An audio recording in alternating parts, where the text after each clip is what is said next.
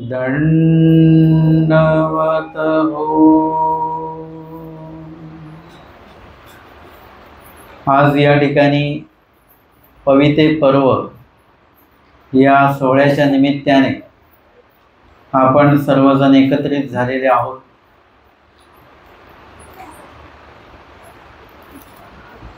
स्वामींच्या सन्निधानी जी काही भक्त मंडळी होती त्या भक्त मंडळींनी आजच्याच दिवशी स्वामींना पवित्र म्हणजे सूत म्हणजे जानवे स्वामींना अर्पण केलेलं होतं। शिष्यांनी गुरूंचं पूजन करण्याचा आजचा हा दिवस हा कर्मराटीमध्ये म्हणजे अन्य राहाटीमध्ये प्रचलित आहे आणि त्या अनुषंगानेच आमच्या स्वामींच्या सन्निधानी असलेल्या सर्व भक्त मंडळींनी देखील स्वामींना अशाच प्रकारे भजन पूजन स्वामींच्या ठिकाणी केलेलं आहे। स्वामींना पवित्र जे आहे ते अर्पण केलेलं आहे। पवित्र म्हणजे पवित्र असं म्हणजे जे जानवं आहे ते जानवं स्वामींना अर्पण केलेलं आहे आणि त्या जानव्याला जे काही पवित्र केल्या जातं हा जो काही विधी आहे तो विधी केल्यानंतर ते जानवं पवित्र होतं आणि त्याला पवित्र असं म्हटलं जातं। मुळातच या सणाचा आणि महानुभाव पंथाचा आधी असा काही संबंध नाही आहे। हा संपर्क तेव्हापासून झाला जेव्हा स्वामींना ते अर्पण केलं गेलं आणि म्हणून आपण आजच्या दिवशी देवाचं पौत करत असतो आणि त्यानंतर गुरुनिमित्तांना ते पौत वाहिल्या जातं, त्याला गुरु पवित्र असं म्हटलं जातं। देवाचं पौत, गुरुचं पौत, देवाचं पूजन, गुरूंचं पूजन असा हा संदर्भ आहे। तसं पाहता एक दवना पर्व सुद्धा येतो, ज्या दिवशी दवना वाहिलेला आहे स्वामींना, तो सुद्धा सोहळा आपण दवना पर्व म्हणून आपण करत असतो आणि त्या दिवशी दवना वाहिला जातो। लक्षात घ्या की कुठल्याही दिवसाची आठवण जी आहे फक्त त्यावेळेला जे घडलं तेच आपण आत्ता करायचं इतकंच मर्यादित नाही आहे ते। त्यावेळेला पौत व्हायला म्हणून आजही आपण पौत वाहतो, बस एवढंच मर्यादित नाही आहे। या दिवशी पवित्र तुम्ही नाही वाहिलं तरी हरकत नाही बरं का, नाही वाहिलं तरी हरकत नाही। फक्त आजच्या दिवशी काय लीळा घडलेली होती बीडला, स्वामी बीडला होते तेव्हा ती लीळा आम्हाला आज या क्षणी किंवा आजच्या दिवशी आम्हाला ती लीळा आठवता आली पाहिजे, ती लीळा आम्ही आठवली पाहिजे। म्हणून आजचा हा दिवस ती स्मृती त्याच्याशी जोडल्या गेलेली आहे। आपण काय करतो की दवना पर्व म्हणजे या दिवशी स्वामींना दवना वाहिलं जावं, बाजारातनं 1 किलो दवना आणायचा, विशेषांवर ठेवायचा, गुरूंना द्यायचा, झालं दवना पर्व। म्हणजे आपण त्या दवना पर्वाला काय केलेलं आहे, नुसतंच त्या दिवशी जे घडलं ते आपण केलं, वाचून त्या दिवसाची लीळा आपण आठवली पाहिजे, ती आपण आठवली नाही। हे सण जे आहेत किंवा जे आठवणी आहेत ते त्यासाठीच असतात। वाढदिवस आपण साजरा करतो म्हणजे त्या दिवशी आपण जन्मलेलो आहोत, ही घटना आहे, ही स्मृती आहे आणि ती आपण आठवत असतो की आज माझा जन्म झालेला आहे की आज अमक्याचा जन्म झालेला आहे। आणि परंतु इथे ही आध्यात्मिक क्षेत्रामध्ये जेव्हा तुम्ही एखादी गोष्ट करता त्यावेळी नुसतं ती फॉलो करायची नसते, फक्त त्यांनी केलं म्हणून आपण करायचं असं नसतं। यामध्ये तुम्हाला अध्यात्मामध्ये थोडंसं पुढे जाता आलं पाहिजे। ती क्रिया केल्यानंतर तुमच्यामध्ये आध्यात्मिक प्रगती झाली पाहिजे, ज्ञानाची प्रगती झाली पाहिजे, असा म्हणून सुद्धा आपण या दिवसाचा उपयोग घेऊ शकतो। अर्थातच नशीब स्वामींना तांदूळजा सुद्धा अर्पण केलेला आहे। नाथोबासांना स्वामींनी सांगितलं तांदूळजा तो तिथला काढून आणा शेतातला। आता आपण तांदूळजा पर्व काही साजरा करत नाही बरं का। अजून स्वामींना काय काय अर्पण केल्या गेलेलं आहे ते दिवस आपण नक्की केलेले नाही, तर आपण प्रत्येक दिवशी काही ना काही असं अर्पण करत राहिलो असतो आणि त्या दिवसाला ते पर्व असं नाव आपण दिलं असतं। अर्थातच हे एवढ्या पुरतं मर्यादित ठेवू नका तुम्ही।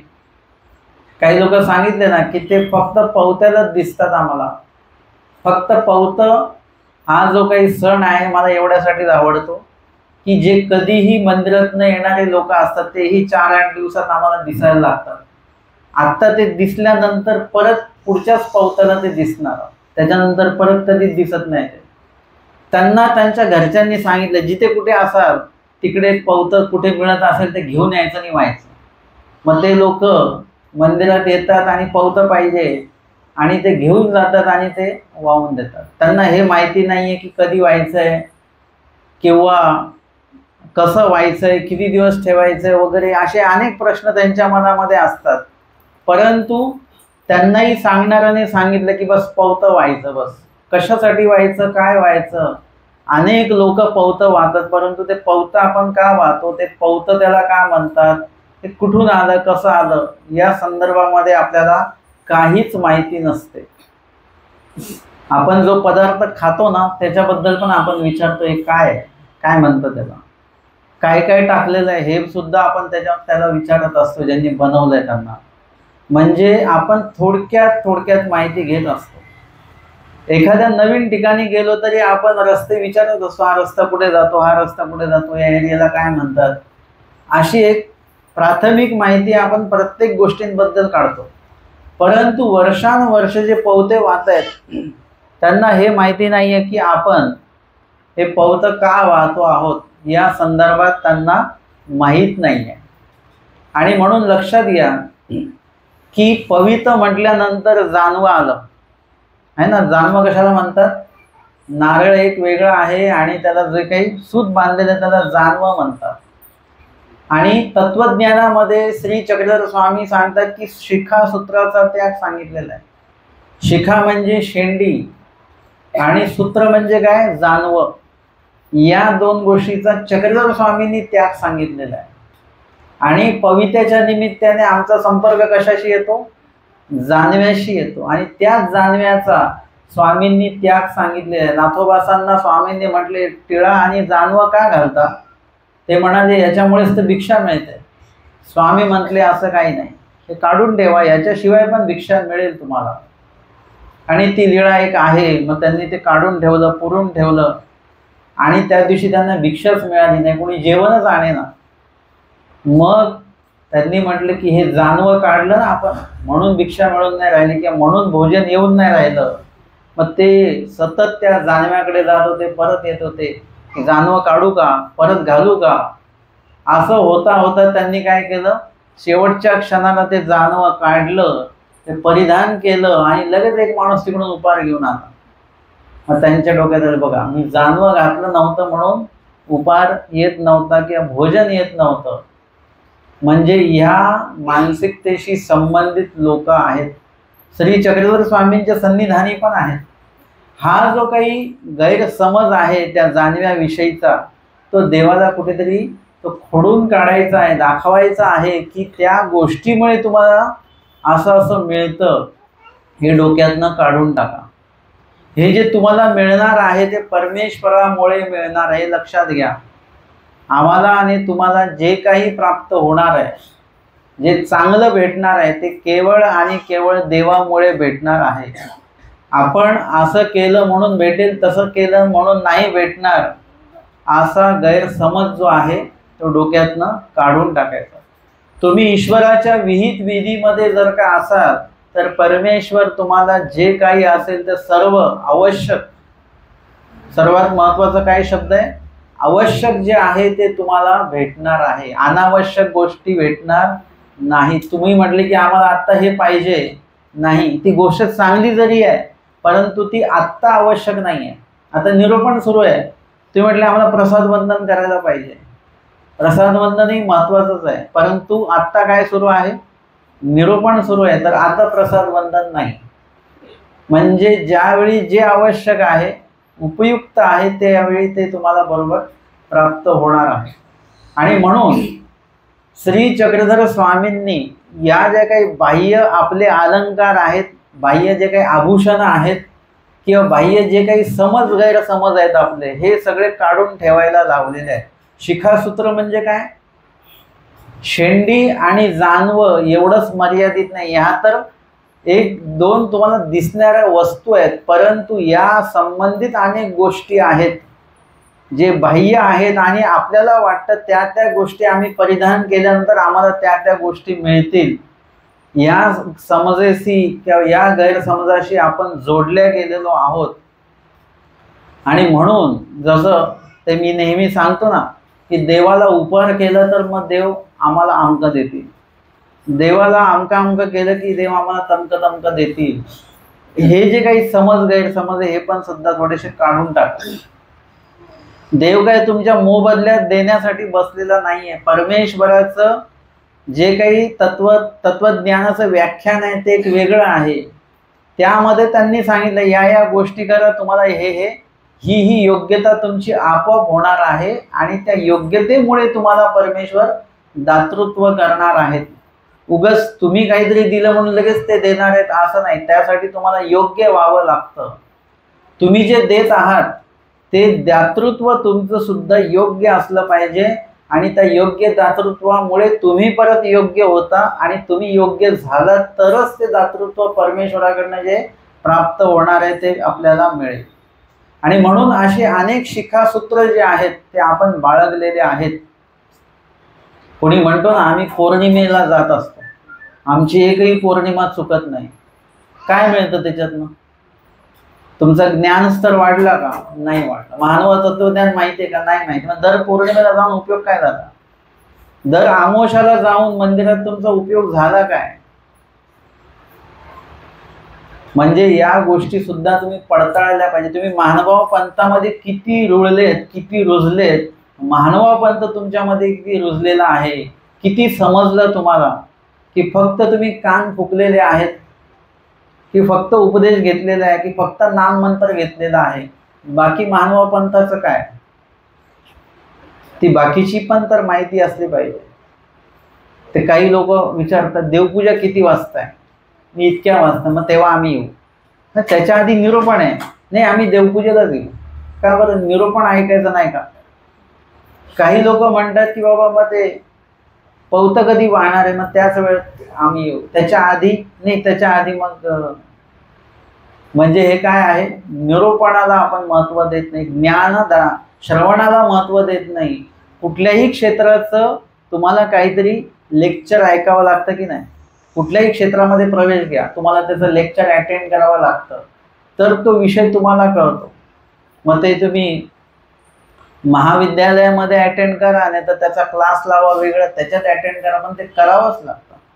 तसं महानुभाव पंथामध्ये प्रवेश केल्यानंतर सुद्धा त्या संदर्भातलं निरूपण जे आहे ते तुम्हाला ऐकावं लागतं. म्हणजे त्याला ते महत्त्व देता आलं पाहिजे. तुम्ही म्हटलात की नाही आम्ही ह्या गोष्टी करतो.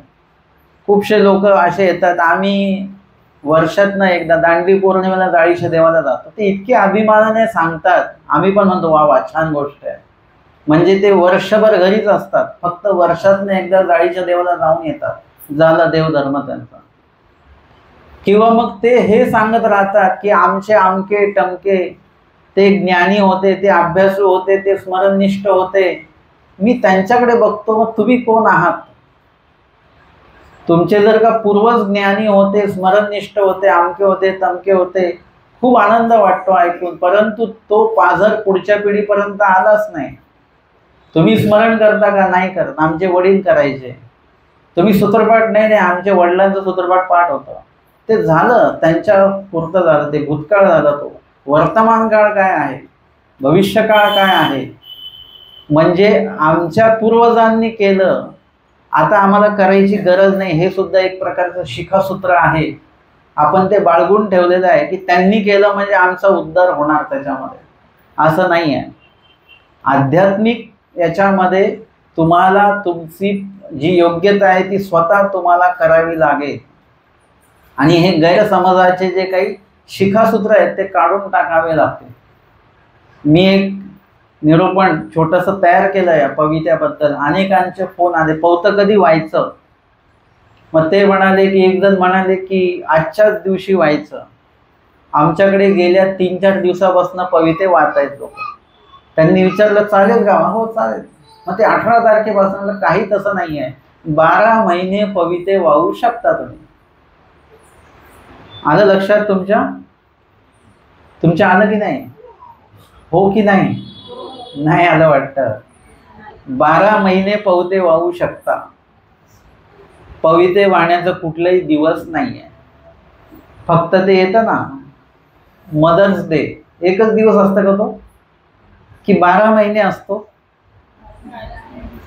कसा असतो? मदर्स डे एक दिवसच असतो की 12 महिने असतो? 12 महिने असतो बरं का. परंतु तो साजरा मात्र एकच दिवशी आईला आराम, आईला आईचं सर्व द्यायचं, एकदम भजन पूजन आईचं करायचं. दुसऱ्या दिवशी परत आई परत रोजच्याच रुटीन मध्ये लागते. असं असता कामा नये. गुरुपूजन हे एकच दिवस नाही तर 12 महिने असतात. म्हणजे गुरुपूजन म्हणजे काय याची एक व्याख्या मी वेगळी सांगितलेली होती. गुरुपूजन म्हणजे द्रव्यदान, वस्त्रदान, धातुदान नव्हे. हे मी मागे एका सत्रामध्ये ते सांगितले. गुरुपूजन म्हणजे नेमकं काय. त्यानंतर ईश्वराचं पूजन हे एकाच दिवशी नाही आहे. आमोशाला किंवा पौर्णिमेलाच किंवा पवित्यालाच किंवा अवतार दिनालाच नाही आहे. ईश्वर पूजन जे आहे ते 12 महिने मरेपर्यंत. ईश्वर पूजन म्हणजे काय? तो स्मरणे, चिंतने, आठवणे, मनने, कीर्तने, पूज्य भज्य किंगा, हे देवाचं भजन पूजन आहे. देवाला खाऊ घालणे, उपार दाखवणे हे देवाचं भजन पूजन नाहीये. तो काहीसे न पूजावा भजावा न लगे, स्पष्ट श्री चक्रधर स्वामींनी हे सांगितलेलं आहे. पण तुमच्या आमच्यापर्यंत एवढंच पोचलं, उपार दाखवायचा, संकल्प सोडायचा. त्याच्यामध्ये पण अनेक अज्ञान आहे. ताट ठेवल्या संकल्प लगेच पाणी फिरून घ्यायचं म्हणे. कशासाठी? तर म्हणे देवता स्वीकार करते. हे सुद्धा एक अज्ञान आहे. देवता काही स्वीकार करत नाही, ते परमेश्वरासाठी आहे. त्याचं जर का तुम्ही परमेश्वराला विधी करून ते म्हणत असाल तर परमेश्वरच स्वीकारणार. निर्हेतुक सहेतुक असेल आणि किती संकल्प सोडले तरी देवता स्वीकारणार आहे. म्हणजे हा संदर्भ सुद्धा मानवा पंथातल्या लोकांना माहिती असला पाहिजे. उगाच कोणीतरी सांगितलं म्हणून ते करायचं असं नाही. आणि म्हणून आपल्याला या काही शिखासूत्रांचा त्याग आजच्या दिवशी करता आला पाहिजे. आणि म्हणून तुम्हाला मी कालच्या सत्रामध्ये सांगितलंय का की पवतं वाहिलं तरी दोष नाही आहे आणि पवतं जर का नाहीच वाहिलं तरी दोष नाही. एकदम हा जो पवतं वाहण्याचा जी तळमळ आहे ना ती जन्म वाहण्यामध्ये ती कन्वर्ट झाली पाहिजे. म्हणजे जेवढी तळमळ पवतं वाहण्याची आहे तेवढीच तळमळ आपल्याला ईश्वराला वेळ देण्याची असली पाहिजे. तेवढीच तळमळ आपल्याला ईश्वराला आपल्याला जन्म देण्याची असली पाहिजे. तेवढीच तळमळ आपल्याला ईश्वराला जे जे काही अपेक्षित आहे आपल्याकडनं ते देण्याची असली पाहिजे. यदा कदाचित नाही वाहता आलं पवतं तरी काही हरकत नाही. पवित्र म्हणजे काय आहे? एक माध्यम आहे, एक सुपारी आहे, नारळ आहे, एक जानवा आहे. ते तुम्ही अर्पण केलं, यातनं तुम्ही तुमचं काही दिलं नाही, देवाला तुमच्याकडनं काहीच भेटलं नाही. देवाला जर का द्यायचं झालं तर देवाला तुमचं काहीतरी देणं अपेक्षित आहे. जे तुमच्या हक्काचं आहे ते देता आलं पाहिजे. जे तुम्ही कुणालाही देऊ नाही शकत. पवित्र तुम्ही कोणालाही देऊ शकता, परंतु जन्म मात्र तुम्ही कोणालाही देत नाही, देऊ शकत नाही. तो आपल्याला ईश्वराला द्यायचा आहे. आपण आपला वेळ कुणालाही देत नाही, तो वेळ आपल्याला देवाला अर्पण करायचा. आपलं अंतःकरण आपण कुणाला देत नसतो बरं का. तुम्ही लक्षात घ्या हे वाक्य. आपण आपलं अंतःकरण कुणालाही देत नसतो, ते आपलंच असतं. आणि वेळ प्रसंगी तो स्वार्थीपणा लगेच आपल्यामध्ये उद्भवतो की मी का करू, त्यांनी केली का मदत आम्हाला, म्हणजे इथे इथे स्वार्थीपणा असतो. हा जो अंतःकरणाचा जो भाग आहे तो आपल्याला ईश्वराला असा देता आला पाहिजे. हे सुद्धा काय आहे, एक प्रकारचं पविते आहे. नुसतं पविते म्हणजे धागा बांधलेला नारळ देणे नव्हे. तुमचं जे काही आयुष्य आहे ते पवित्र म्हणून देवाला तुम्हाला आधी ते पवित्र करता आलं पाहिजे आणि ते पवित्र आयुष्य तुम्हाला देवाला देता आलं पाहिजे आणि अजून ते पवित्र करता आलं पाहिजे आपलं जीव स्वरूप. म्हणून इथे आमच्या स्वामींनी असे काही काही वचनं सांगून ठेवली आहेत सूत्रपाठामध्ये, जी आपण वाचत नाही. ते वचन आहे की दृष्टे अदृष्ट न सदे, दृष्टपर गोष्टीने अदृष्टपर गोष्ट मिळत नसते. अदृष्टपर प्राप्तीसाठी तुम्हाला काय करावं लागतं, अदृष्टपरच काहीतरी दातृत्व करावं लागतं. आणि त्याच्यामध्ये दृष्टपर वस्तू देताना तुम्ही दिसणार आहात, परंतु त्या मागची जी अदृष्टपर भावना आहे ती सुद्धा त्याच्यामध्ये समाविष्ट जर करता आली तरच तुम्हाला परमेश्वराकडनं अदृष्टपर जे काय आहे ते भेटणार आहे. तुम्ही एखाद्याला बघितल्यानंतर जे स्माईल करता तुम्ही, ती स्माईल कशी करता, मनापासून करता की फक्त चेहऱ्याची स्माईल असते. एक पद्धत असते व्यवहार म्हणून, कोणीतरी कोणा असं दिसले आपल्या ओळखीचे की आपण तेवढ्यापुरतं हसल्यासारखं करतो बरं का, हसत नाही. आणि समोरच्याला पण कळतं हे काय आहे, दृष्टपर आहे फक्त. म्हणजे वरवडे आपण हसतो, समोरचा व्यक्ती पण तेवढंच वरवडे हसतो आपल्याशी, त्यालाही माहिती हा कसा हसतो. परंतु जर का आपण समोरच्याला बघितल्यानंतर पूर्णपणे आनंदित होत असू तर त्यांनाही कळतं हा व्यक्ती किती आनंदित झालेला आहे, ते सुद्धा तेवढेच आनंदित होतात. म्हणजे तुम्ही दृष्टपर देत असताना सुद्धा तिथे अदृष्टपर असणं आवश्यक आहे. आणि नुसतंच दृष्टपर दिलं त्याच्यामध्ये अदृष्टपर काहीच नसेल तर परमेश्वराकडनं सुद्धा वरवडेच तुम्हाला मिळेल. म्हणजे जसं दादोस आहेत, सारंग पंडित, वरवडे यांना मिळालं, पण अदृश्य जे मिळालं पाहिजे, अदृष्टपर जे मिळालं पाहिजे होतं ते त्यांना प्राप्त करता आलं नाही. आणि म्हणूनच दादोसांच्या जर का बाबतीत बघितलं तर अशीच भूमिका त्यांची होती की देवाला जे काही द्यायचं आहे ते देत असताना ते वरवडे त्यांनी दिलेलं आहे, अंतरातून ते दिलेलं नाही. या जानवे किंवा पवित वाहण्याच्या प्रसंगामध्ये सुद्धा असंच आहे की भट्टोबासांनी 2 वस्त्र घेतलेले स्वतःसाठी आणि त्याच्यापेक्षा जे चांगलं आहे ते दादोसांसाठी घेतलेलं होतं. आणि स्वामी कुठे आहेत त्यांना माहिती नव्हतं, पण स्वामी कुठे आहेत हे त्यांना कळालं. बीडला स्वामी आहेत. मग त्यांनी काय केलं, भट्टोबासांनी विचार केला की आपण काय करूया, गुरुपूजनाच्या निमित्ताने आपण जे वस्त्र स्वतःसाठी घेतलेलं होतं ते आपण दादोसांना अर्पण करूया आणि आपल्यासाठी जे वस्त्र घेतले त्याच्यापेक्षा जे चांगलं वस्त्र घेतले ते आपण स्वामींना देऊया. मग हा निश्चय झाला आणि स्वामींकडे येण्याआधी काय केलेलं आहे की दादोसांनी स्वतःचं पवित्र करून घेतलेलं आहे, स्वतःचं पूजन केलेलं आहे. कधी लक्षात घ्या, आपल्यापेक्षा जे ज्येष्ठ आहेत, गुरुनिमित्त आहेत किंवा आपण ज्यांना सिनियर म्हणतो ते जे आहेत, आधी त्यांचं मान सन्मान, त्यांचं पूजन आधी केलं पाहिजे. पूजन हे शब्द व्यापक आहे बरं का, नुसतं द्रव्य पूजन नव्हे. त्यांना जो काही मान सन्मान आदरातिथ्य जे करतो ते सगळं पूजन ह्या प्रकारामध्ये येत असतं. काही लोकांना वाटतं साधूंचं पूजन, खूप पूजन स्वीकारतात साधू, परंतु तुमच्याकडे येणाऱ्या प्रत्येक व्यक्तीचं तुम्ही पूजन करताच की नाही. त्यांना तुम्ही जे दरवाजात त्यांना बघितल्यानंतर या म्हणतात हे सुद्धा पूजन आहे, सन्मान आहे त्यांचा. त्यांना बसायला देता, त्यांना पाणी देता, चहा विचारता, त्यांच्याबद्दल चौकशी करता, हे सगळं पूजन या प्रकारामध्ये येत असतं. त्यांना सन्मानित करणं हा पूजन प्रकार आहे एकंदरीत सर्व. आणि हे आपल्या घरी आलेल्या प्रत्येक व्यक्तीचं आपण हे करत असतो, भजन पूजन अशा प्रकारे.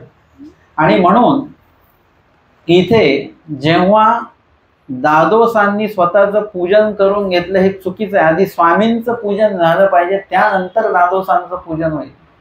परंतु बाईसांनी विचारलं की बाबा इथलं इथे स्वामींच्या समोर पूजन हे स्वीकारत आहेत, म्हणजे स्वामी जवळच आहेत, तर जाऊ द्या. आणि मग ते पूजन वगैरे दादोसांचं आटोपलं, पवित्र वगैरे आटोपलं आणि ते मग आलेले आहेत, स्वामींकडे निघालेत, स्वामींचं पूजन करायचं आहे. आणि त्यांनी बघितलं की भटोबासांकडे काहीतरी वस्त्र त्यांना दिसतंय. त्यांनी भटोबासांना विचारलं की वस्त्र कुठलं आहे तुमच्याकडे, कशाचं आहे? ते म्हणाले हे मी स्वामींसाठी नेतो आहे. ते म्हणाले स्वामींसाठी का बरं? स्वामी काय तुमचे गुरु आहेत का? आता एखाद्याकडनं आपण उपदेश घेतला असेल तरच ते आपले गुरु असतात असं नाही. तर आपल्याला ज्यांच्याकडनं ज्ञान मिळतं ते आपले ज्ञान गुरु असतात. आणि आपले उपदेश गुरु आपले एकच असू शकतात, पण ज्ञान गुरु आपले अनेक असू शकतात. अनेकांकडनं ज्ञान आपल्याला मिळणार आहे. आणि म्हणून इथे स्वामी निश्चितच भटोबासांचे गुरु आहेत. कारण की जे काही भटोबासांना प्राप्त झाले ते सगळं स्वामींकडूनच प्राप्त झालं. पण दादोसांना वाटायचं की नाही, स्वामींची आणि भटोबासांची भेट मी घडवून दिलेली आहे, त्याच्यामुळे माझे गुरु स्वामी हे माझे गुरु आहेत, परंतु भटोबासांचे गुरु म्हणजे मी आहे. म्हणून मला भटोबासांनी जेही अर्पण करावं ते मला अर्पण केलं पाहिजे, ते स्वामींना अर्पण करता कामा नाही, कारण स्वामी त्यांचे गुरु नाहीत. असा कलुषित विचार त्यांच्या मनामध्ये होता. आणि दादोसांनी तिथेच बसले, रस्त्यातच बसले आणि म्हटले ते वस्त्र मला अर्पण कर. जे स्वामींसाठी आणलं ना ते वस्त्र मला अर्पण कर. स्वतःला ते अर्पण करायला लावलं आणि मग तिथून निघाले. आणि मग ते वस्त्र जे भटोबासांनी वाहिलं तेच वस्त्र त्यांनी स्वामींना अर्पण केलं. पण स्वामींनी ते वस्त्र स्वीकारलेलं नाहीये, श्रीकरी घेतलेलं नाहीये किंवा श्रीमूर्तीवर ते वाहू दिलेलं नाहीये. स्वामींनी ते खाली ठेवायला सांगितलं. त्यांनी ते श्रीचरणाजवळ ठेवलं आणि डाव्या श्रीचरणाच्या त्या बोटांनी स्वामींनी काय केलेले, ते वस्त्राची घडी अशी उघडलेली आहे. दादोसांनी हे बघितलं, त्यांना खूपच अपमानित वाटलं. स्वामींनी वस्त्र श्रीमूर्तीवर स्वीकारलं पाहिजे होतं, पण ते स्वीकारलं तर नाहीत. पायाजवळ ठेवायला सांगितलं. आमच्यासाठी श्रीचरण आहे, पण त्यांच्यासाठी पायच आहे. आणि स्वामींनी श्रीकराने ते वस्त्र जे आहे त्याला स्पर्श केला पाहिजे होता, स्वामींनी श्रीचरणाने त्या वस्त्राला स्पर्श केला. त्यांना एवढा मोठा अपमान वाटला आणि ते बाईसांना पवतं करून, स्वामींना पवतं केलंच आहे, बाईसांना पवता वाहिलं आणि तिथून निघून गेले एकदम रागामध्ये किंवा अपमान झालेल्या स्थितीमध्ये. आणि तदनंतर स्वामींनी मग काय केलेले, बाईसांना सांगितलं बाई हे वस्त्र काय करा, धुवून आणा. बाई सांगतात बाबा हे वस्त्र एकदम नवीन आहे, याची खळ सुद्धा गेलेली नाही, हे आपण तसंच्या तसं उपयोगामध्ये आणा आणि नंतर मग आपण हे धुया आपण उपयोगात नेल्यानंतर. स्वामी म्हणतात नाही, हे वस्त्र कसं आहे, ओळं आहे, कुणीतरी हे स्वीकारलेलं आहे, कुणाचं तरी अंतकरण याच्यामध्ये अजूनही आहे, हे पूर्णपणे अर्पण केलेलं वस्त्र नाही आहे. कोणी अर्पण नाही केलेलं आहे, दादोसांनी ते पूर्णपणे अर्पण केलेलं नाहीये, पण भटोबासांनी मात्र मनोमन ते वस्त्र देवाला कधीच अर्पण करून टाकलेलं आहे. स्वामींना ते वस्त्र स्वीकारण्याची किंवा ते वस्त्र उपयोगात नेण्याची, धुवून सुद्धा उपयोगात नेण्याची काहीच गरज नव्हती. परंतु ते वस्त्र जे आहे ते भटोबासांनी घेतलेलं होतं. त्या वस्त्रामध्ये भटोबासांचं अंतःकरण गुंतलेलं आहे की हे देवाला द्यायचं आहे मला, देवासाठी म्हणून ते वस्त्र त्यांनी निश्चित केलेलं आहे. भटोबासांच्या भावना त्या वस्त्रामध्ये आहेत आणि म्हणून स्वामींना ते वस्त्र काय करायचंय, उपयोगामध्ये न्यायचं. अन्यथा दादोसांनी घेतलेलं ते वस्त्र असतं तर स्वामींनी ते उपयोगी नेलंच नसतं. परंतु जेव्हा केव्हा स्वामींनी ते वस्त्र स्वीकारलं असेल तेव्हा भटोबासांनी ते वस्त्र पाहिलं. जरी दादोसांनी बळेच आपल्याकडनं ते घेतलेलं आहे तरी सुद्धा ते वस्त्र कोणाचं आहे, ते मी घेतलेलं वस्त्र आहे आणि स्वामींसाठी म्हणून घेतलेलं ते वस्त्र आहे. आणि आत्ता माझ्या समोर स्वामी ते वस्त्र परिधान करतायत, याचा आनंद कोणाला असणार आहे, भट्टोबासांना असणार आहे. आणि म्हणून स्वामींनी ते वस्त्र स्वीकार केलेलं आहे आणि नंतर बाकीचे जे काही भक्त मंडळी आहेत त्यांनी काय केलेलं आहे, बाहेर घेऊन जा, त्यांनी काय केलेलं आहे, बाहेर घेऊन जा, त्यांनी काय केलेलं आहे की ते स्वामींना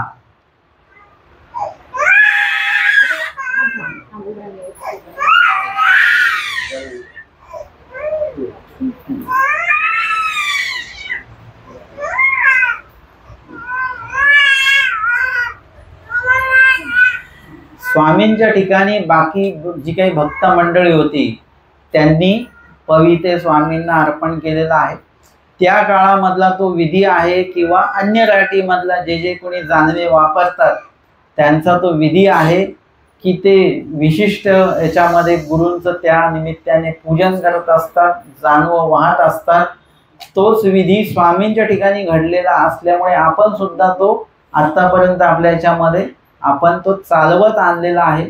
वाचून तो देवाने आपल्याला विहित केलेला विधी नाही आहे। जसं स्मरण करा हे विहित केलेलं आहे, नित्य निमित्त विधी विहित केलेलं हे केलं पाहिजे।